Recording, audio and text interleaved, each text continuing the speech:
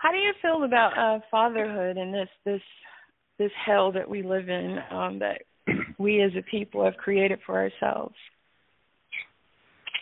Well, fatherhood is great when fathers are actually allowed to, easy access to the children. I've had a rough time, getting access to my own children, and I have family members as well. But it's one of the keys. It's one of the key building blocks to these kids' future is that connection, with their mother and their father. And I want to play this real quick. Just respond to it. And Judge, this is also wherever you are on the board. I'm looking for you. But I guess we'll start off like this. But I'll get your response to your audio first. Here we go. I do my own thing. I have homes for mothers, black mothers that would not have these type of homes and these type of situations. So I don't know what you want from me. I'm also about to bring on a former Laker teammate of mine because my platform is going to be used to highlight people who are actually doing real stuff instead of just shouting in the street and then moving next to white folks and getting their money and hauling ass and stepping down and leaving y'all like, what the fuck? See, it's real things that you can actually do in real time and people that's out there doing the work. But like I told y'all about the go along, get along gang, they're not going to highlight these people. They're going to highlight the people that go out there for photo ops. The things that this young man is doing are some of the things that I'm talking about. And we're going to do it on a bigger scale because all these motherfuckers, fuck that, all these motherfuckers with all this money that's shouting in the goddamn street, you look stupid as fuck. I'm just going to be the one to tell you. And I've been saying it for the longest, but you ain't have my YouTube. But you can go back and look at it. You sound stupid. You got all this goddamn money. It's time to go into these opportunity zones. It's time to go make some business plans. And it's time to build these goddamn youth centers and these grocery stores and these little gardens. And let's have some food for these kids and stop fucking whining.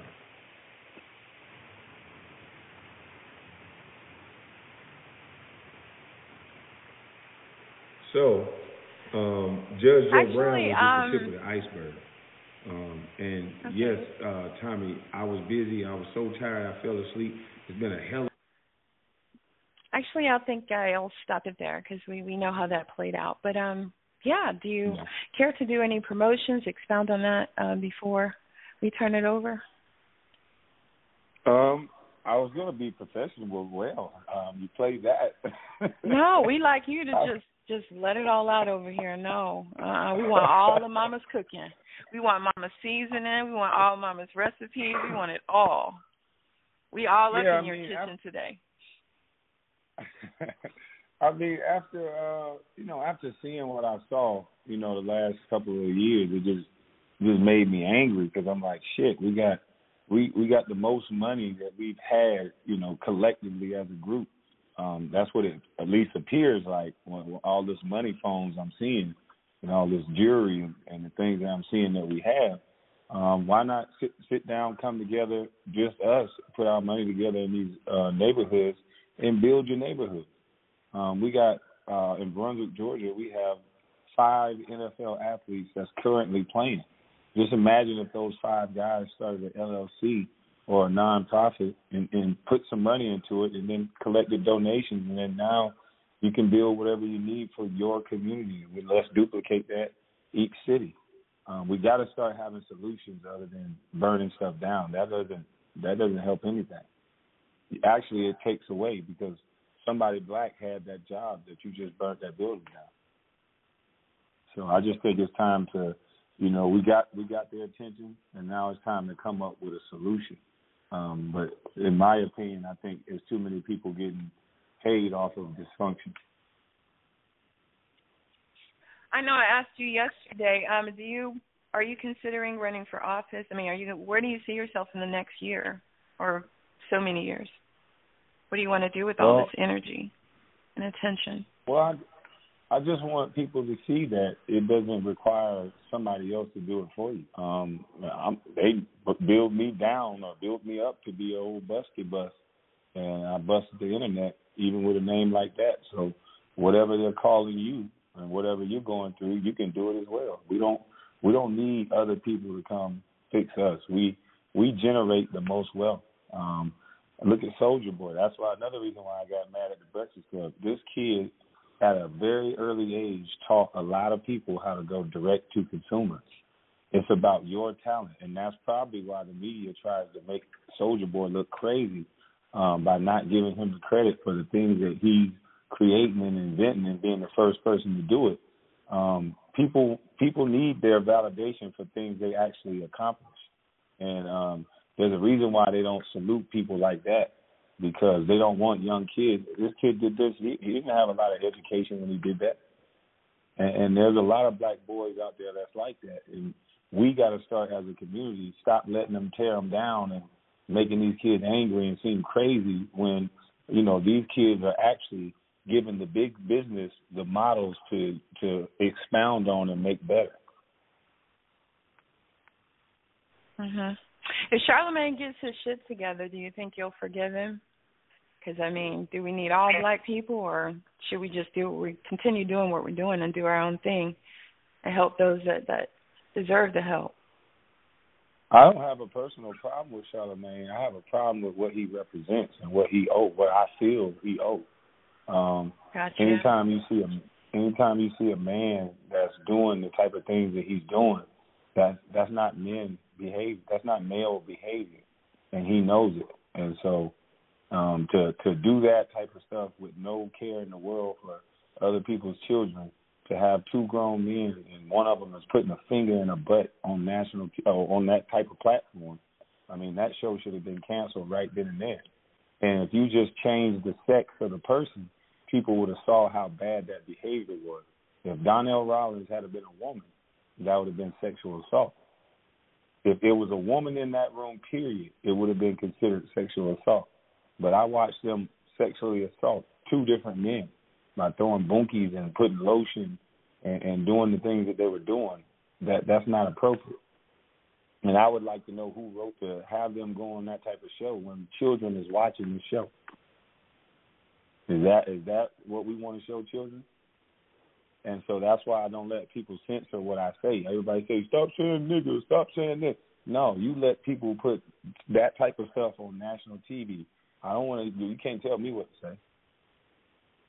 And every time you turn on every time you turn on the radio, the favorite jingle is "Sexy little bitch, sexy little hoe, let a nigga play in your throat, baby. I'm trying to bust all on you." So if that's the type of music we're gonna listen to, how can you tell me what to say?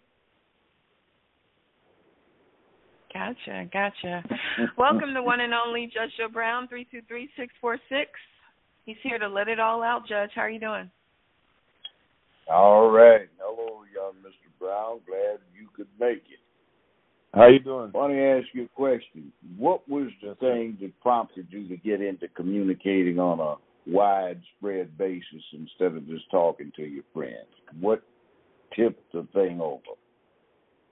Man, just seeing all those riots. I was saying it back on Facebook, like, man, this is if everybody's already saying that black people are angry and we're violent and all this, then we shouldn't be a part of nothing that's violent or that look violent, because that's gonna be the trap. We playing right into their hands. If we got all this economic power and we're driving the market with all the things that we buy, that seemed to be a smarter route to me. So I just started saying it on Facebook, and then now I'm saying it on YouTube. Well, yes, I got your point, especially when the people that are encouraging it aren't doing much of anything for us. We're just being used so that they can, say, get $97 million to fund protests and demonstrations and arrange them while they can, destroy the traditional nuclear family and eliminate, cisgender privilege in the family, which means normal mom and dad type influence in the family. Yeah, that's kind of a hustle. That's kind of what were we talking about last Friday when I was on your show, pimping, pimp the movement. And did you see what happened? I looked at what we got. We got up to almost 2.5 million views, going on 2.6 And then I noticed an interesting thing. YouTube started dropping the views down. Now, when somebody views it, you can't undo it. But they want you to believe now that about half the people that I saw that were recorded actually looked at it. So it's like what we were saying, what you were saying, what you've been saying, what I've been saying. Somebody doesn't want other people to hear it. Right. They're messing with my channel. They're messing with my volume. They're not sending the notifications out. I'm like, man. What do you think they're trying to do? I think somebody's controlling this chaos. I mean, the one thing that they don't want to have happen is people to start getting real, true information on both sides of the information. Right now, they're controlling people with their feelings. They just show you a tragedy or get you all worked up about something every time near election time, or they'll build up 2 or 3 of them throughout the year, and then it's one big one right before an election, and then everybody's focused on that instead of what they're actually saying. And I remember Brother Ice Cube came out, and he wanted a deal, and he was talking about, you know, what are they going to do for us? And the way that allegedly they dismissed him, I mean, it set it off. And the way Charlemagne, he grilled Miss Angela Stanton 3-on-1, but then President Joe Biden was able to go up there and just say, you ain't black if you don't vote for me. And right then and there, I thought that was the most disrespectful statement ever heard by a president. But everybody else seemed to think it was okay. So that let me know people had picks, that, you know, a lot of people are a part of the go along, get along game because of the brainwashing of the media. Well, so you the think media maybe what's going on is... Go ahead. I didn't mean no, I'm saying the ahead. media is the biggest problem, because the reason why there's a go along, get along gang in the first place because of the misinformation. I think you're exactly right. Maybe what's happening is all of these descendants of slaves are feeling very comfy because, well, let's face it, they got an old-time racist slave master back in charge of the plantation, and they feel right at home. And you got Charlemagne and his crew, they're the buck dancing folk, and they do what they do. Did you see that thing where they had that commemoration of the massacre down in Black Wall Street, where these Negroes were buck dancing with banjos and everything else down the street? What in the world was that? I think that's got something to do with our susceptibility to the likes of this person that told us we weren't black if we didn't vote for him. And then just this week he passed this thing out that said,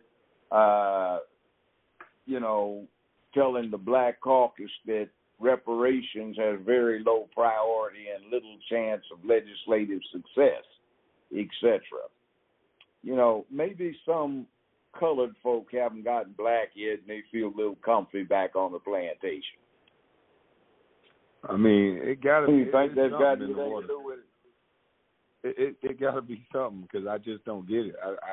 I thought there would be more outrage after what he said on the Breakfast Club, and people kind of just was like, "Oh well, we like him, so we'll just accept it."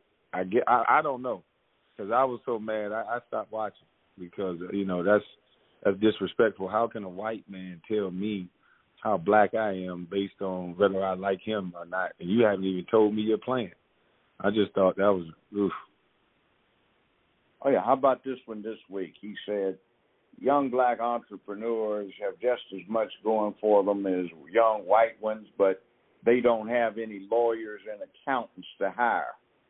Like, excuse me, what the hell do you think I've been doing for the last half century? And all of the others I know that have been doing that, and all the friends I have that are accountants and et cetera, like, oh, yeah, of course, you folk are stupid. You know, so you don't have anybody in your race that's doing anything. So it's like, almost like, it's the pimp and hoe game. I used to represent a lot of streetwalkers. And when the pimps would jack them up and talk about them and all of the rest, slap them around, When I get them analyzed later, I would do that. And the prostitutes wanted to be accepted as they perceive themselves, which is in a very negative and derogatory fashion. And when the pimp told them they weren't worth a goddamn, then he must really see me because he's accepting me as I am. Maybe that's what's happening is black folk have jumped off into the whole column, just like the prostitute who's working for the pimp, and when somebody tells them they ain't worth a damn, they say, oh, he sees me as I am, and okay, I can respond to that. It's almost the same thing. And see, if you hadn't been representing all those prostitutes from 45 years, 40 years ago like I was, then you might not see it. But it looks to me like, wow. And then certain people that they want to include on these boards they put together is experts in coming up with black solutions.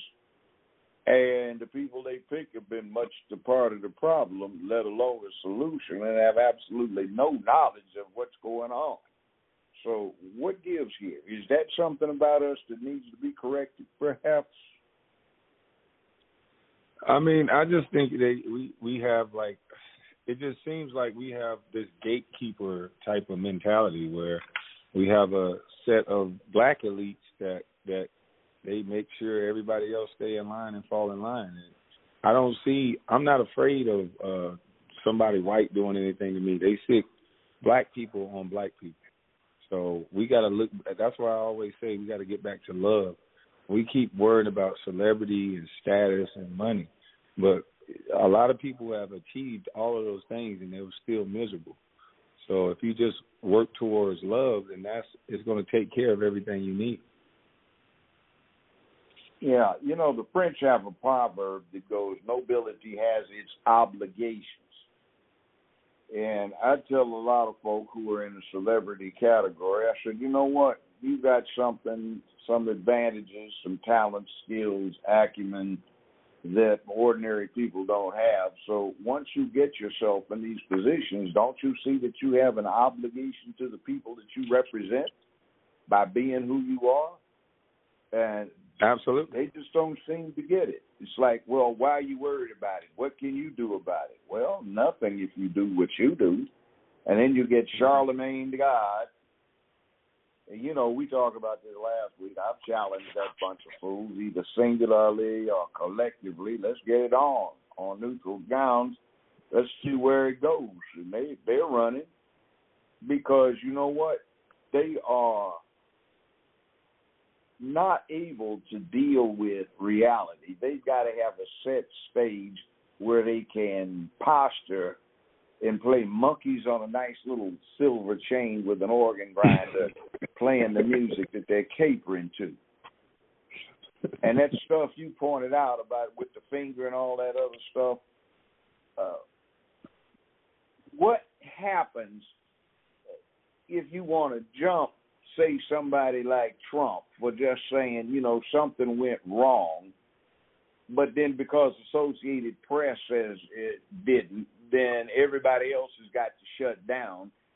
But you allow that kind of inappropriate conduct witnessed by children. Like I talked about that certain rather sized XXL who likes to get half naked and twerk in front of, let's say, the Lakers game or crowd in the Staples Center with bare butt with some dental floss going between it. And that's okay.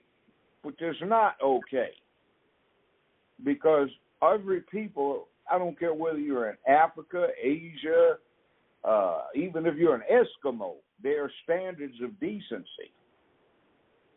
And what is this where the only thing that anybody wants to put out are standards of dysfunction and indecency? See, I'm concerned. We talked about this when we talked before the show, a few days before that. We're worried about what does this say about the sisters and how bad are you dissing black women by putting that out there as an image? You know, what are you doing when somebody calls up and says, Joe, could you talk to my 11-year-old granddaughter? Well, what's the matter? Well, you know, she's been just eating, and I'm going, what's wrong? She won't talk to me. Would you talk to her? And I talked to her and said, you know what's going on with your granddaughter? She told me she wanted to be beautiful like that size triple XL, so she's eating so she can put on weight and look like her. See, every time you have this and you don't have it after dark, behind closed doors, in somebody's bedroom, and you put it on like they do with the Breakfast Club, early morning when the children are getting ready for school to work for COVID-19 or up, because somebody's telling them they need to get on their laptops and do the virtual schoolroom thing. They're watching. But you see, it's not closed off to them. And then did you see this article that's been going around about the first grade teacher teaching the kids how to masturbate at 6 years old? What is happening here? What do you think's going on? What are we going to do about this? Somebody did what? It's an article going around. I'll send it to you. In New York, first grade teacher is irate that some of the parents are upset that she is teaching her first grade students how to masturbate. Judge, I'll grab the audio, so just keep talking. I'll look for the audio so you can hear it and our listening audience can enjoy it as well. Give me a second. Well, you guys that's just not keep something talking. to enjoy, to be exposed to. What in the world is going on, She's not arrested. Jamal, do your homework, Jamal. Mom, I'm tired. Jamal, do your homework. You have to practice. But, Mom, it hurts. I've done it 4 times. Where are we going with this? Wow. And then you let me talk last week. I'm letting you talk. Where do you want to take this? You got a forum. Go for it, young man. No, I'm just shocked that she's not arrested. That's crazy. Well, that is how crazy. about this person is not arrested? No. How about this one? You can't teach a religion in school. The government can't back a religion. Is LGBTQ become the official religion for the state now, where you can make the students listen to it? They can't get normal sex education, but they can get that, and the parents can't even opt the kids out of it. Where kids can go in California, and if they want, they can, before they even reach puberty, they can go in without telling parents and get therapy that will arrest puberty so they don't go through the change to get, the masculine physical characteristics, so they can prepare teens to get transition. They can't sign contracts. They can't buy whiskey. They can't buy cigarettes. They can't go in certain places. They can't vote, but they can make decisions like that. No, I think that should be the right of a parent. Nobody should have a right or authority over someone else's kid. That's crazy. But they're doing it. Ain't going so what is that? I've never seen this in my whole life. In my years, I've never seen anything where they censor people for just trying to offer an alternative where we don't like it, so you can't say it. But whatever we say, you have to accept. That's crazy. What is that? That's control. How about this one? Have you seen this one? I'll send you this one.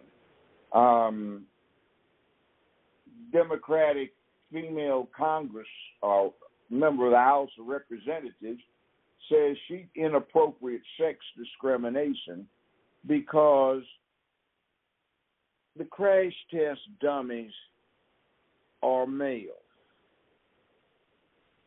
I mean, what does it matter? The crash test dummies. Yeah. Lord have mercy. See, that's how why we about got to get people. That's why. See, you can do that when everybody's comfortable and you're giving everybody's checks and stuff like that. They cut up during the pandemic, stuff got real. Didn't nobody care about all that stuff they're trying to push. People got to start preparing for real life and real situations and stop getting caught up in all these distractions. Because man, if they turn off the lights for real the next time, let's just say for a year, and there's no power, there's no water, how many people are prepared for that? And not a lot of people. There's too many people, going to clubs and riding in their pretty cars and stuff like that. We got to start using our money for what it's supposed to be, and that's to collect resources and goods and things like that in time of need. And I can tell you, I had a lot of people worried, but I wasn't worried. I'm prepared. Hey, Judge, I have the audio loaded. If you'd like to listen to it, it's okay. Yeah, I'll play it now. Okay.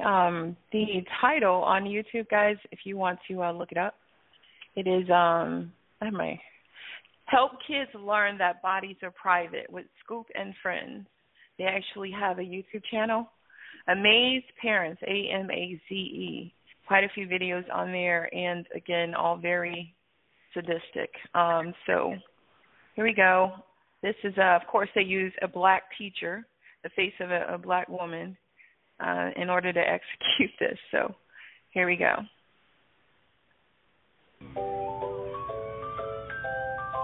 Pass it, Squeaks. Whoa, watch it. You almost hit me in the pee-pee. What's so funny, you two? He said pee-pee.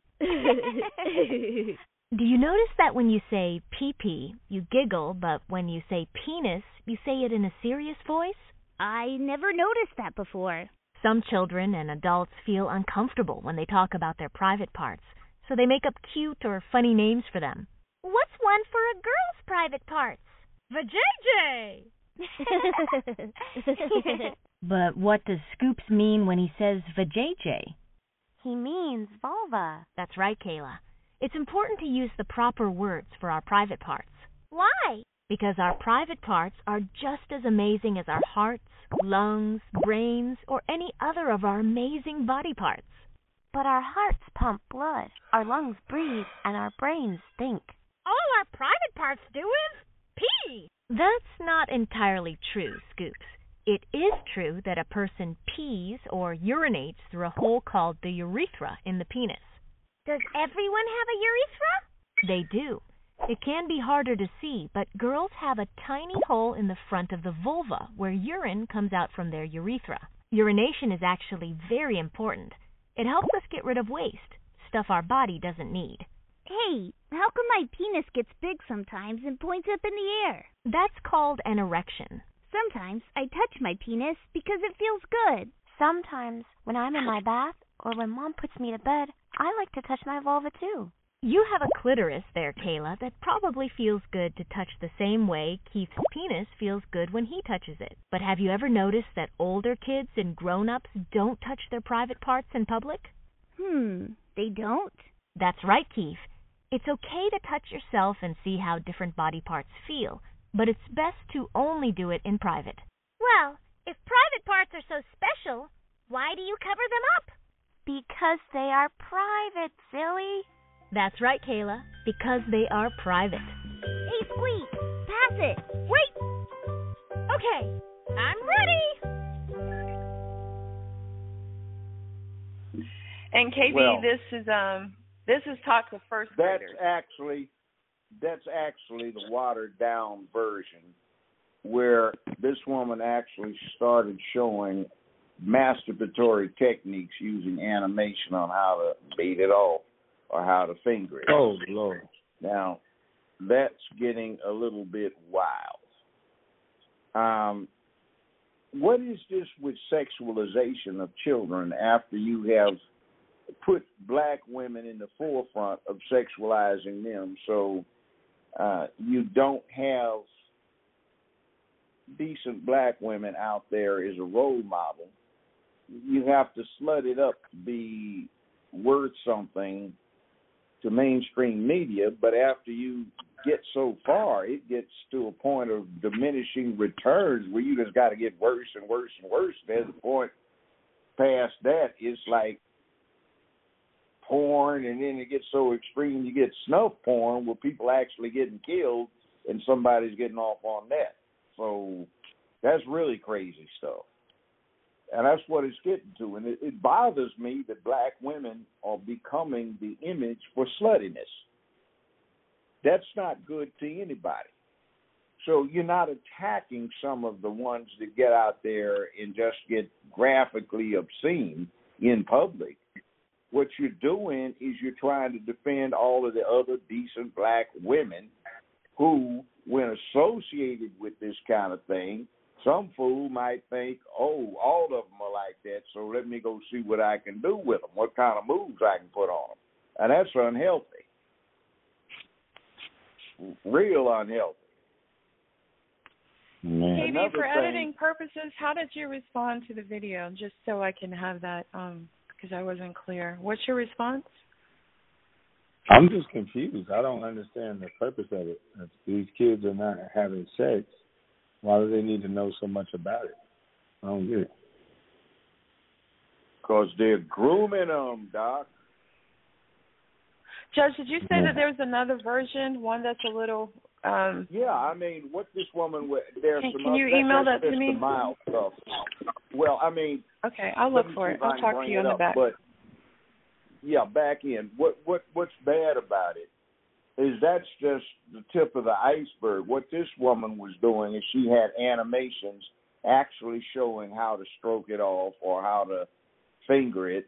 And are we talking about 6-year-olds getting orgasms? I mean, what in the devil's going on here? See, somewhere in here, I have children. The parents are objecting to it, but apparently they're being told you don't have anything to say about it unless you want to take the kid out to school. Well, that would be my say. Can't nobody do something to my kid that I don't like. I think anything to do with someone's child, that should be the mother and the father, or the mother or the father or both responsibility. Shouldn't nobody be? How is it anybody's business how you raise your child? I don't get it. And they shouldn't be pushing stuff like that in school. That man, I don't understand it. And you might be right. They got to be grooming them because you shouldn't be teaching them about sex. You shouldn't be teaching them about sex. They'll learn that when it's time to learn it. It's amazing. It's amazing. You had some pushback from some of the notables. Wade, Charlemagne the Little, or let's say Charlemagne means Charles the Great. Guy was supposed to be a giant, 7 feet tall back when everybody else was 5 feet 4, 5, 6. So perhaps Charlie Petit, Charles the Little, would be a better name, and instead of the God, the devil. And he's been trying to talk about you. They sick weight on you. I think Steve Harvey jumped in the fray somewhere in there. And so anybody else jump on board the bandwagon of trying to distort truth and get upset or express ire or upset? What is brothers are sitting around trying to talk about decency? What does Steve Harvey say? He's upset that Lizzo and Cardi B got brought into the mix, and why not just let them do their thing, you know, they're righteous sisters and all this kind of stuff. But I just said, you know, my business is being murders and robbers and rapists and hold-ups and all sorts of crazy stuff, saving people's lives, watching grieving families and such like. And his has been entertainment his whole adult life. There is a difference. Mm-hmm. So maybe that's got to do with his perspective. I don't know. You would think that black leadership would be in the forefront of pushing for decency and respect. So how are you going to have respect if the public's image of what our women are about is Lizzo or Cardi B, and their image of what black men are about is somebody walking around with the baseball cap turned at a strange angle and his pants belted below his behind, sagged and bagged? That does not do well. I don't think that's a good image for the kids to have put in front of them to try and ideate and emulate. What do you think? It's not. But, unfortunately, women have a lot of power right now. They have a lot of money. And I think it's being given to them on not that they're not earning it as a whole, but a lot of times they're rewarding people with not a lot of talent. They're just doing the bidding of what people tell them to do. And I just don't get it because, our leaders can't really say anything. Because if you piss off black women as a whole, the powers that be will use black women to destroy you. So they always try to get you to say something bad about black women or the LGBT, and they'll use that to overshadow whatever message that you try to put out. But the truth of the matter is women are allowed to do what they want right now because they drive all markets. So nobody's going to tell a black woman that, hey, put some clothes on. That's not right to do because they'll stop spending money with you. And if they stop spending money with you, you're going to be shut down. And I think women enjoy that power. So you kind of got to let them do what they want to do until they decide to do otherwise. So, and the people who are brave enough to tell them that they're wrong, you're going to have to deal with their wrath. But, I just think they know. Well, most of them know better. It's women that's laying in the weeds and they have a job. They know a lot of these women are wrong, but they're not going to say it, and they wouldn't dare question it because they got to stay in line. Well, I'm kind of out in the front trying to say it for them. If nobody else has got the nerve, I never heard of such a thing as being meritorious, not having the nerve, so I speak out. Why are you doing that? Because my motto is protecting womanhood and promoting manhood. And it's less than manly to not get out there and protect these women from what somebody else is trying to do to them. Speaking of which, there's another video. Valerie, if you're listening, the one I sent you about that mess where one lesbian is down in the gutter. She's saying she loves the other one. She's not going to fight. And the other one is just beating her, kicking her, slamming her up against the curb. They're both half naked, laying down in literally the filth of the gutter. And one or two brothers, somebody stopped that, and somebody else said, "No, man, let them go, man. They love each other, man. Just let them have it out, man." And somebody said, "You got to stop that." So finally, they're up against this guy's car, and he's honking his horn. He said, "You got to move. You got blood all over my car, fool. Move out the way." Somebody stop it. Nobody called the police. Nobody showed any manhood by getting down there and breaking that up. It went on forever. You saw it, Valerie. Well, Judge, it's Pride Month. It's Pride Month, so maybe people are giving, the participants a chance to just express themselves. Maybe the men have kind of. One woman. Only day the men will be celebrated will be Father's Day. I don't know. I can't make sense of it. Yeah, I know, but see. One woman didn't want to fight. She's half naked because it spilled out from the apartment building. And the other one was kicking her head literally into the curb, face down on the ground. She was helpless, and the other one was stomping her down into the ground. Kept beating on her. What was that video? About 3-4 minutes worth of beating. The other woman wasn't even responsive, and none of these men standing around are doing it, and then they're walking over to get a closer view because the one that's getting beat on, all her stuff is popping out of her top. So I showed that to some women, and they just said these are some spineless men, and they call them the B words. Said they have no respect for not stopping this. So that is going on. It's like it looks like our community, the males in it, instead of standing up like you, Brother Brown, it's like they want to pull out a cell phone and film it or record it and giggle about it instead of doing the man thing and stopping it. And somebody say, no, man, you need to leave them sister girl alone, man. You don't have to deal with me if you try to interfere. What the devil is that? That just means you want to have sex with the girls. Charlemagne would like that.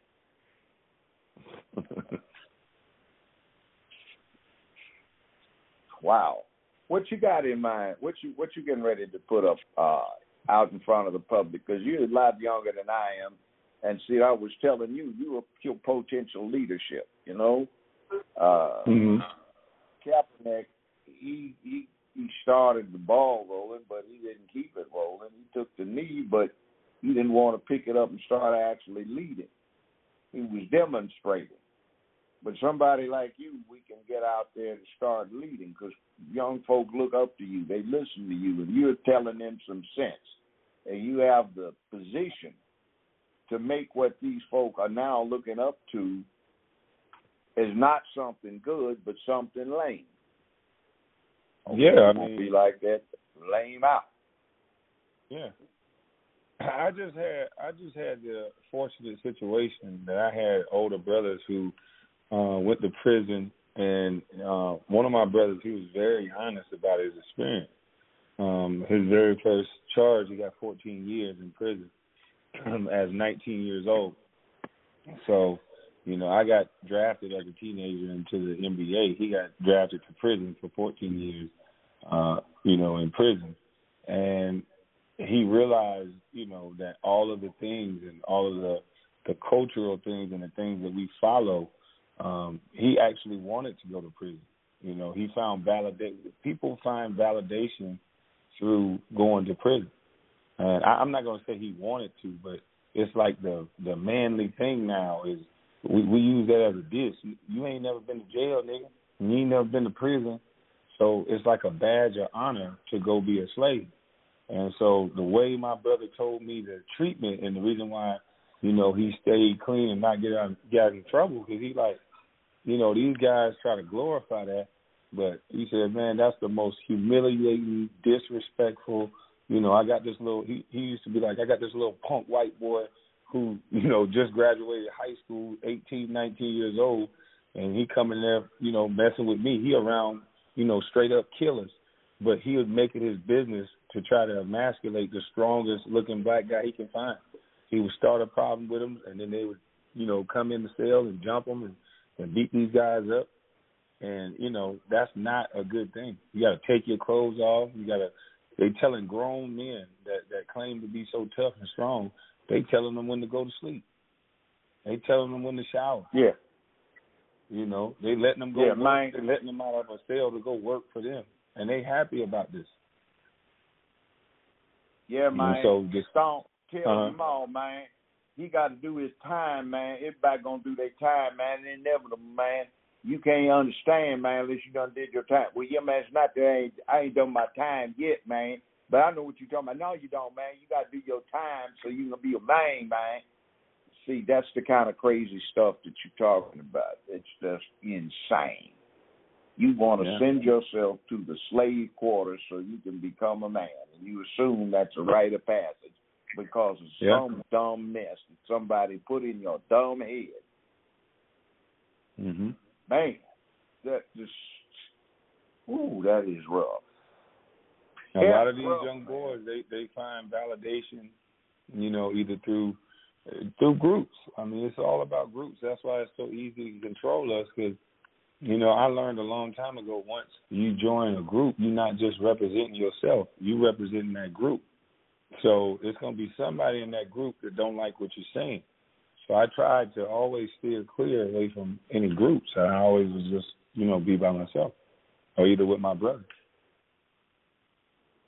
Yeah, I noticed when I grew up in L.A., South Central, and the same people that were crying, snot running out their nose, crying for their mama in the 4th, 5th, 6th grade, 7th and 8th, they started joining the posse, and then they got to be badass, you know, when they got the backup and they acted real unmanly.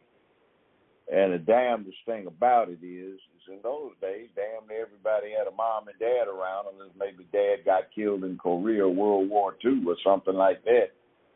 Or, you know, he died in a car wreck, which wasn't infrequent.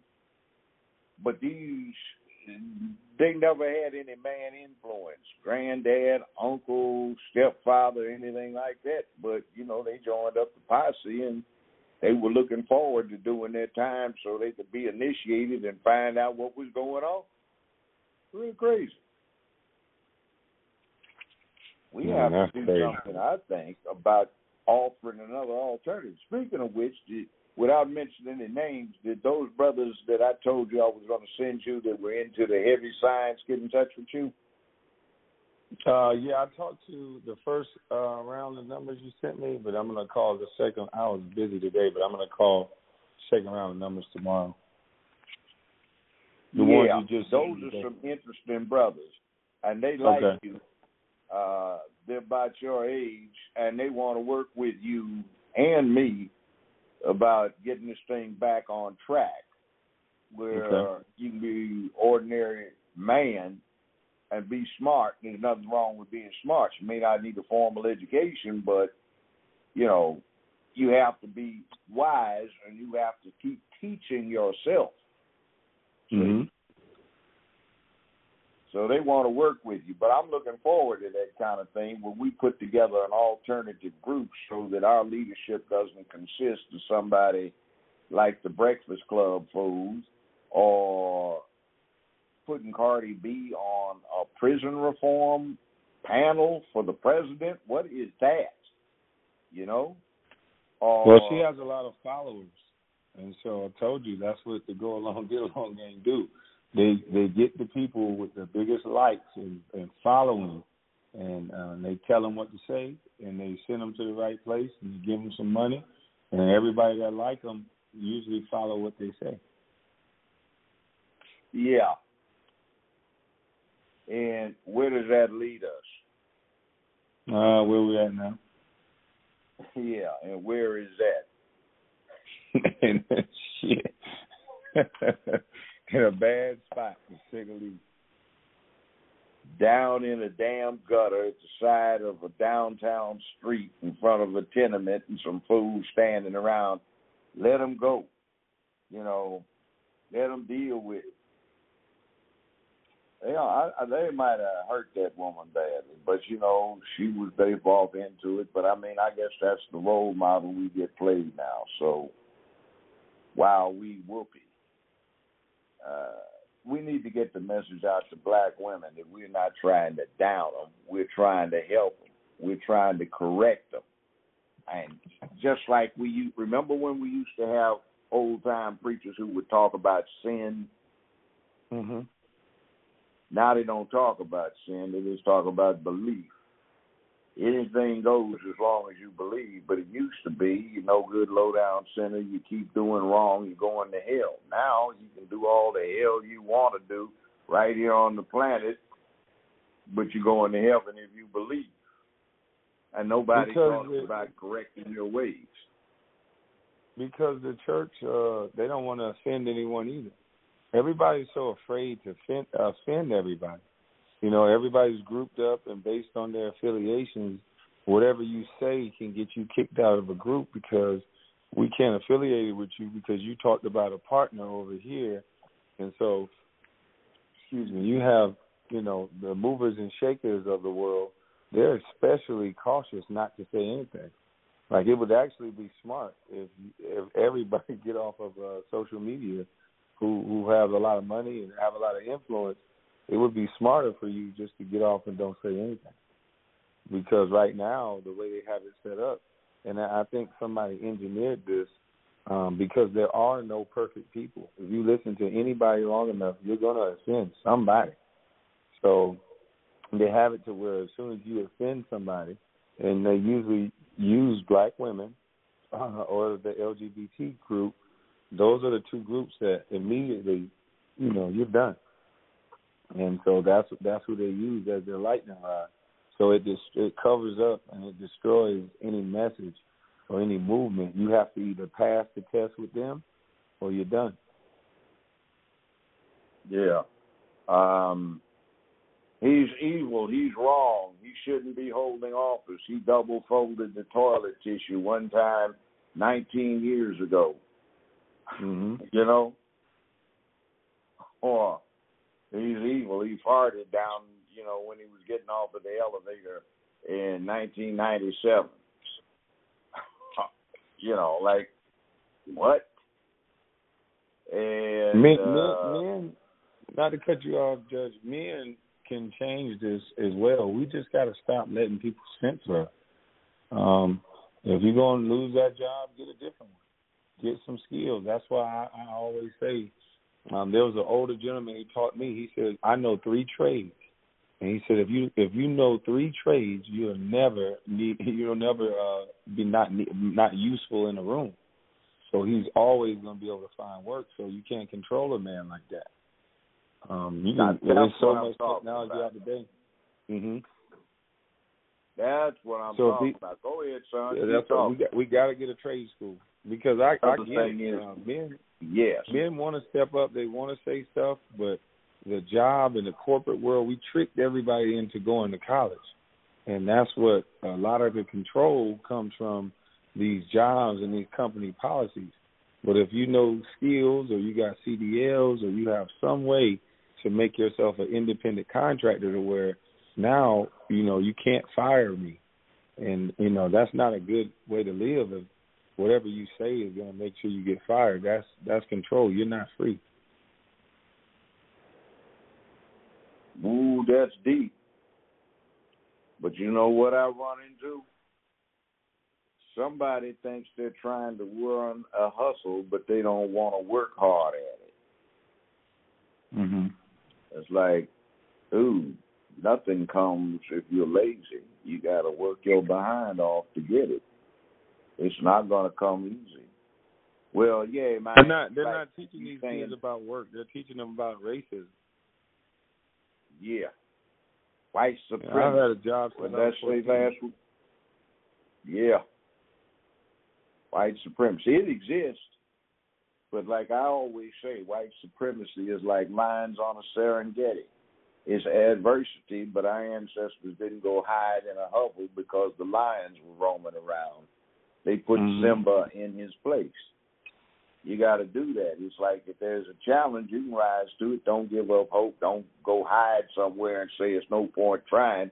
Man, I found some good reefer, man. Let me get that, man. Ain't no point worrying about going to work, man. Let me play my video games. See? Mm-hmm. You ain't working. No hard work. Where do you think you're going? Where do you think you're going? Think about nowhere setting up. What do you think about setting up a speakers bureau where people thinking like you, these young men that I was turning on to you that are into that other stuff, going around the country and with a calculated fashion start talking to these boys? I would think that would help? I think it would. I mean, because we got to give, if it's supposed to be all-inclusive, then they shouldn't be blocking off this side of masculinity. I mean, they're trying to, in every way possible, say it's toxic to talk and walk and act like a man. And anytime they don't understand what we're doing or what we're saying, people are telling grown men what they should and shouldn't say. And that's one of the things that rubbed me the wrong way. I don't never tell nobody, what they should or shouldn't say. I'll challenge what they're saying, but, you got a right to say it. If people lose their right to start to say what they want to say, then that's when this is no longer America. Yeah, well, that's what they're trying to do, where if you don't go with the agenda, you can't say it. We're getting pushed. Now I think the boutique thing is a group that, let's just say this, they won't do what makes a man, and they can't do what makes a woman. And this fluid gender thing, that's like brand new. That is nothing. nothing at all. That's so new, but that's just a cop-out for being ashamed of yourself and trying to call it being proud. You know, we talked about this last week, Black Pride back in the 60s. I'm black and I'm proud. Black power. That was to transcend that mess that they'd put in our heads for so long about black people being inferior. And they talk about gay pride, and I'm sure there's some proud gay folk, but the way LGBT pulls it off is they're illustrating a burlesque that suggests intense underlying shame of self-hate. It's like they get on the floats and they've got, I guess, the Breakfast Club stuff. They got bare behinds and some leather jacks and their stuffed chaps and their stuff hung out in the front with children watching.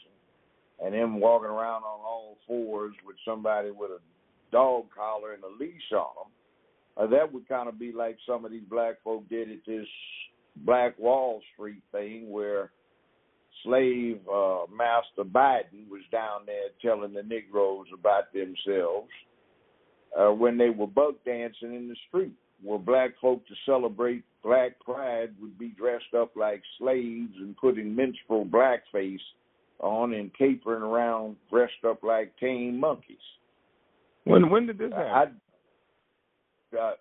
This was at Black Wall Street. They didn't have on slave costumes, but they were doing slave dances going down the street. You know, this thing, we got to dance everywhere. And they had banjos and all this minstrel music that they were playing. And they were doing old-time black dances off the plantation. But if we had a black pride thing and we did like the gay pride folk do, we would be doing buck dancing and dressed up like slaves. So it's bad when the direction for the country is being directed toward shame, directed toward self-hate. I don't know. It's kind of crazy. 55 years ago, the imagery was if you were young and black, you were about something. I guess that had a practical consideration, because if you didn't have something going, you'd have a 1A and you would be getting all expense paid vacation to hot, sunny Vietnam. But then now, you know, what's the imagery for black folk? You got to be a pimp, a hoe, a drug dealer, a burglar, a thief, a robber, a murderer, or some OG thug banging out and jacking somebody. Forget the public peace. Forget taking kids to school. Forget trying to raise a household. I guess that was one of their chief executive efforts, to get a hold of Dr. Cosby so you could destroy that image of a black family. Hey, Judge, KB's got about 10 more minutes with us. Can I insert a question? Because this is something also that I want to get your opinion on. Go ahead. Okay, all right. So this is okay. Let me tell you about Rashad Turner. He is from Minneapolis. His father was shot and killed when he was 2 years old. He was raised by his grandparents. He went to college first in his family. Here's a picture of him. He earned his master's. He said education was a pathway to success. And then in 2015, he started a local chapter of Black Lives Matter. He said because he does believe Black Lives Matter.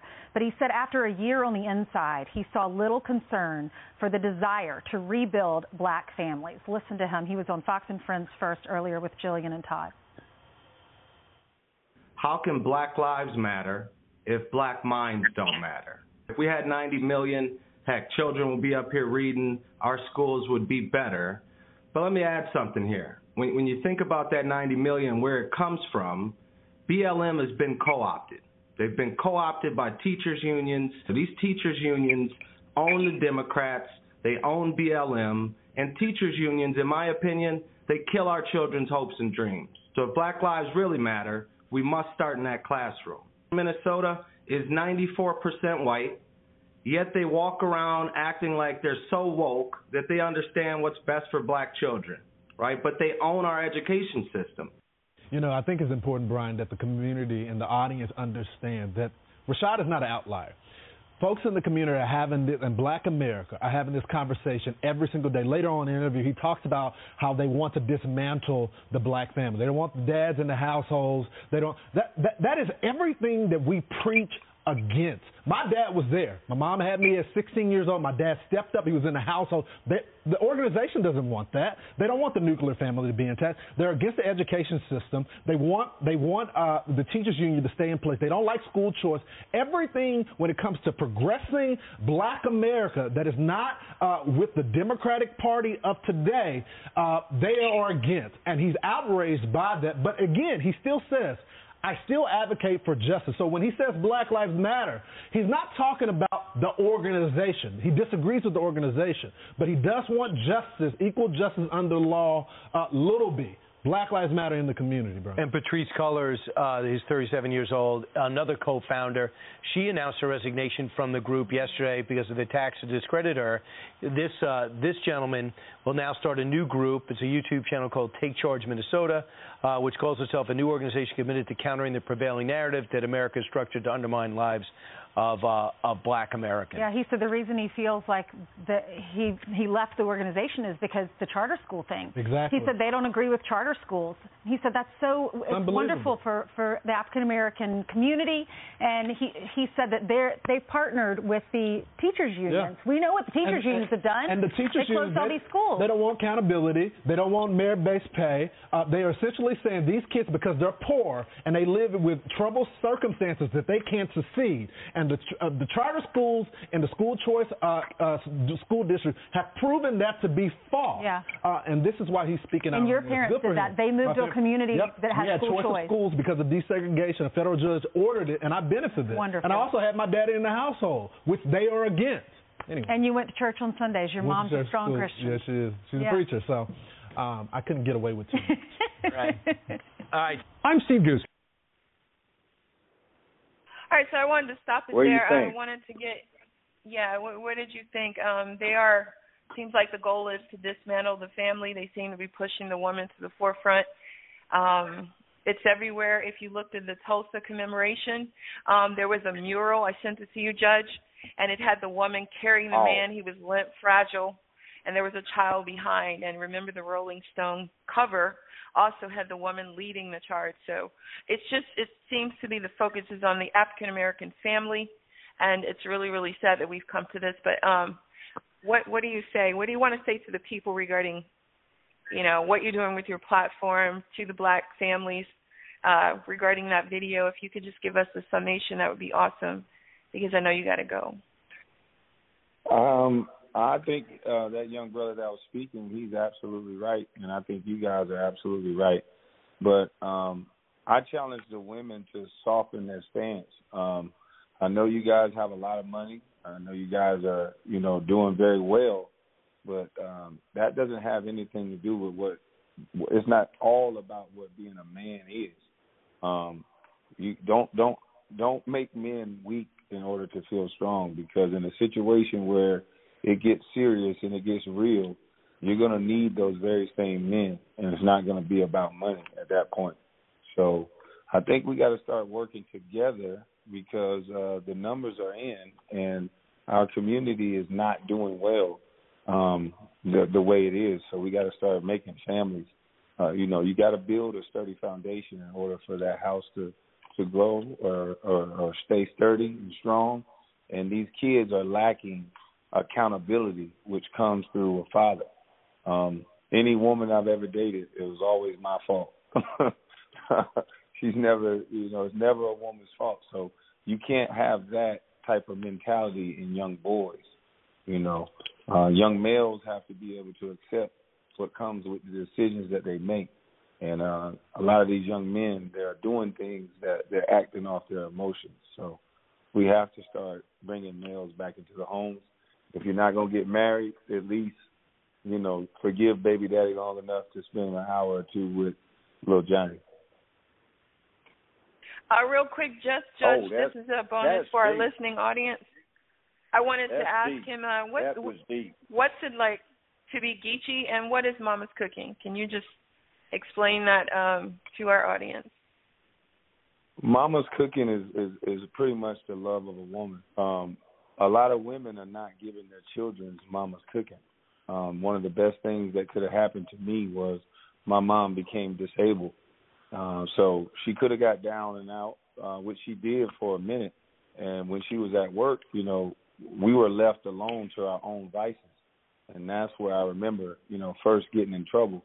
But when she was disabled, she was there to show me the ropes and teach me a lot of things. And once I became good in sports, and any woman know, if you have a child that's good in sports or is selling in school or whatever else, that mother is going to tell that child the truth. So she vetted every woman, every person in my life, and she told me the truth. No, I don't like her. She called girls piss-tail hoochies. So if you're worried about the way I talk before she got saved, especially, she always was honest with me about relationships and about women. So she gave me her discernment, and then she sent me around men to understand how to be a man amongst men, because she knew what she was giving me was not going to fit in the same room when I'm just around males. So a lot of times women raise their kids with ego, and you can't do that. They want to prove to the world that they're a good parent. And, you know, just because little Johnny is making good grades, that don't mean he's a well-rounded kid. You know, I got my son when he was 13 years old. He couldn't use a shovel, couldn't use a rake, didn't know how to pump gas, didn't know how to do anything like a young man is supposed to know how to do. But yet and still, he's an A-B student. And, you know, that's where his mother hung his hat on, this false sense of education. But if this kid is walking around like a little bamb, he's 6'5". You know, if he can't pump a woman's gas, he can't be a man, and that's going to frustrate a woman. She's going to be like, why is he not a real man? But they got to understand is that if this kid was in his house with his mother for the whole, 18, 20 years or however long he would stay at home, then he would have never had to pump gas. He would have never learned how to drive a tractor. He would have never learned how to do little boyish things that a man is going to teach him. So I think we got to stop raising kids with ego and raise them with love. And last question before I get Judge's final words. What my grandmother always said, she was a proud Geechee. What does it mean to you to be a Geechee? Geechees, we have that discernment. We have that third eye over there looking at us. So it's just not. We don't move based on just our decisions. It's people that that cover us. That's the way we feel. Like I feel like my mom has a covering over me, and I really believe it. And if you believe something, you can achieve it. And that's what's wrong with a lot of people. They don't believe in anything no more. They're worried about money. They're worried about what the white man going to do to them. I ain't worried about nothing because I know I got a cover. And whatever's going to happen is going to happen. So you got to move like you confident and be strong in your position. Yeah, I love it. I think when I look at your YouTube channel, I feel like you on air is very therapeutic for you, even how you title your videos. But yeah, that's that. Thank you so much. Judge, any final words? And guys, I apologize that we didn't open up the lines, but we did want to get his story, and we will open up the lines here in just a bit to get your story so that we can figure out a way to kind of morph all these ideas up together. But Judge, did you have any final words before he goes and we get his social media? We are looking at the face. We're looking at the face of future black leadership if we can get more like Kwame Brown. This is what we need. The brother could have been off in the clouds somewhere, but he stayed focused and grounded. He's got a purpose. He's got a cause. He has a rationale for doing what he does that is a good one. He's not just selfishly concerned about himself, and that's what we need. You're a celebrity, but you are a good celebrity. And what got you to be I hate that word. got you the limelight, but it's not what you're all about. What you're all about. He says he hates that word, Judge. He says he hates that word. Well, I have to say it because, you see, when you're a celebrity, what happens is people look up to you. They look to you for guidance, whether or not you merit that confidence or not. So if you are in that position, pick up your burden and your obligation and deliver on it. And so many of our so-called celebrities have turned that term into a negative. Yeah. You anticipate. It is a negative because it indicates irresponsible cowardice and sleaziness, an accommodation just to be in fame without something you put up there about having 3 trades you can practice. They don't stand getting a real world job. Mm-hmm. I do, but too many people I ran into didn't. You do, but too many people you run into didn't. And it's like, man, forget all that. You don't have to sell your soul. Get a damn job. Get a real one like everybody else. Right. Like, I got friends, they got these big, nice 2500s. They got these nice trucks. They put these big rims on them. And I'm like, dude, that truck, okay, you can leave the rims on it if you like that. But go get you a trailer and go pull you 2 or 3 cars when you ain't doing that. Like, that's your freedom. Like, you can make money, just, you don't have to have a CDL as long as you're under 26,000 pounds. Like, don't just drive this truck and clean it up and go to the club. Learn how to make money every day. And, but a very smart man, well, everybody considers this person a smart man. He said it's lucrative to lie. It's miserable to tell the truth. So I think a lot of celebrities are lying because it's lucrative to do so. Nobody wants to hear the truth. They attack you when you say the truth because you make them look in the mirror. And a lot of people don't like what they see, so they don't want to see it. Hey, Judge, if he has a second, he has some cute stories about how guys used to toss thousands of dollars up in the strip club and how people thought he was broke because of the way that he dresses. I'm putting you on the spot, but you want to share that real quick?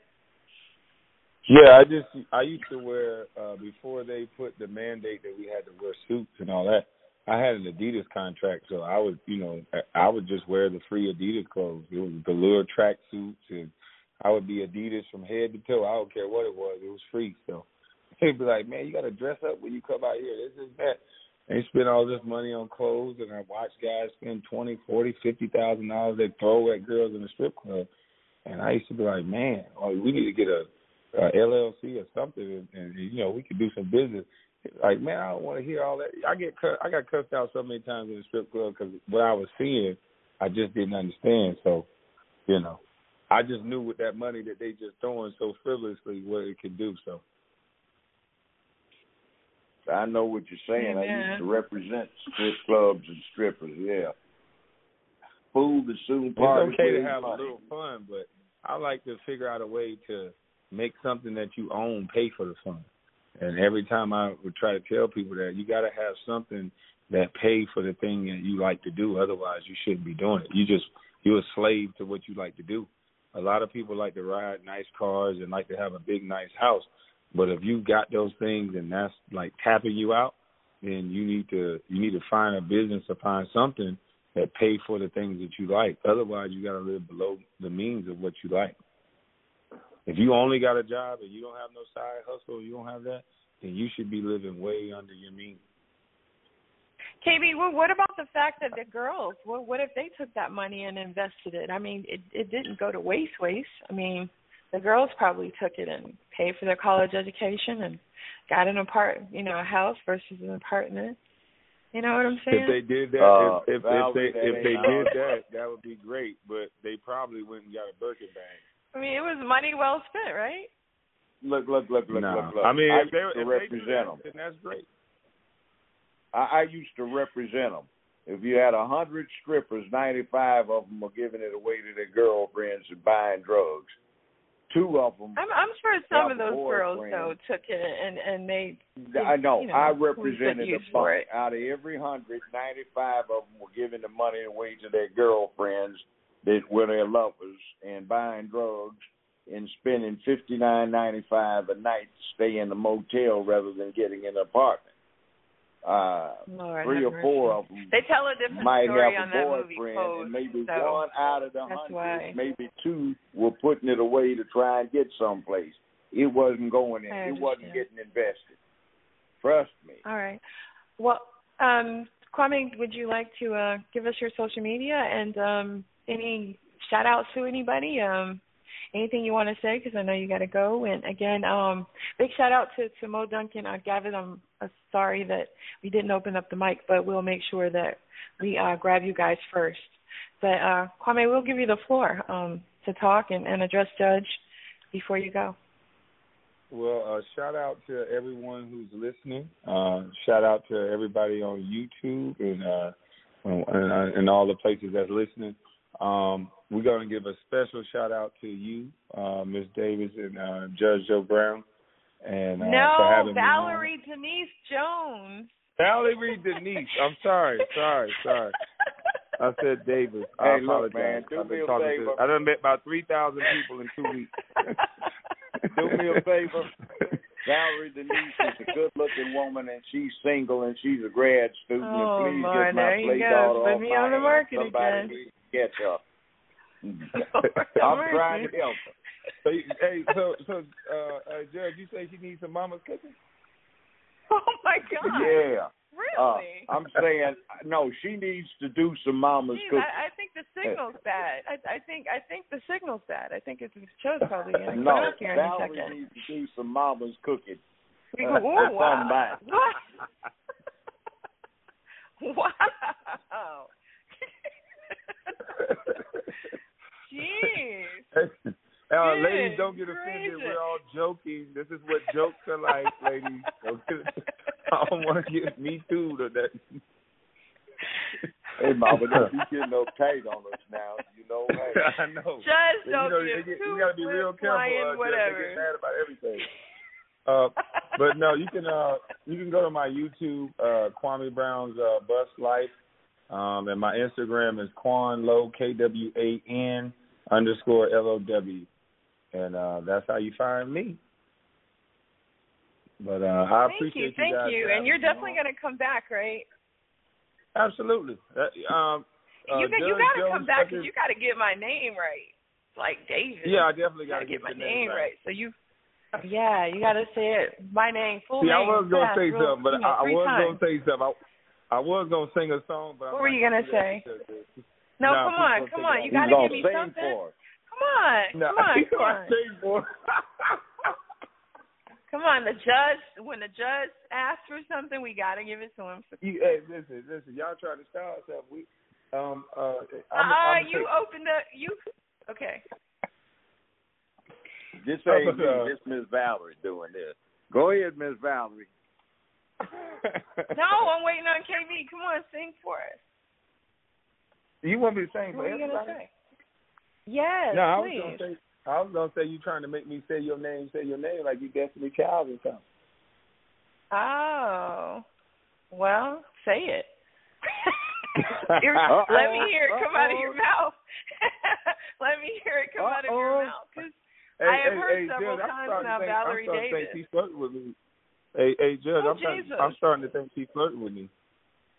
We had this conversation yesterday about how I'm just a very nice person. Yeah. Come on, say my name, though. I'm waiting. She is not bad to look at. She's not at all. Okay, come on. He's got to go. So say my name. I ain't seen no picture of her, Judge. I got to see a picture of her. I ain't seen no picture of her. Oh, she goodness. used to do some modeling. Can you please say my name? Because I know you got to go. Valerie, Miss Valerie. What is it, Miss or Mrs.? How you want me to say it? I want to say exactly how you want me to say it. Valerie Denise Jones. Okay, no Miss. Valerie Denise Jones. Ooh. Thank you. I appreciate you so much. Yes, thank you. I apologize for butchering your name the first time. You're fine. You're totally fine. Well, this has been fun. Judge, I think Judge had a good time. He didn't curse as much as I thought he was. He didn't use the P word. He actually acted like he had some home training while you were here.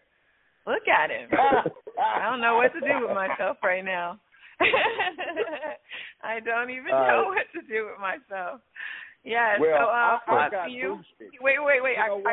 I almost hit the button. Sorry. You got what? I feel boosted. Because when I talk to Kwame, it's like, man, there's hope. It's all worthwhile. It ain't all going down the drain. I Folks told like him Bernard, yesterday. He's a unicorn. like Rashad, Lawyer Rashad, Bishop. You know, we've got people coming on here. They make it worthwhile. Yes, you know, definitely. It ain't all the about entire family. charlatans and idiots running around in delusion land. So, man the hell up, and it'll be all right. And we have a few men, and I just want to make sure people know them. All right, guys, I got to run. I appreciate everything, okay? All right. Thank you. Round of applause. Here we go.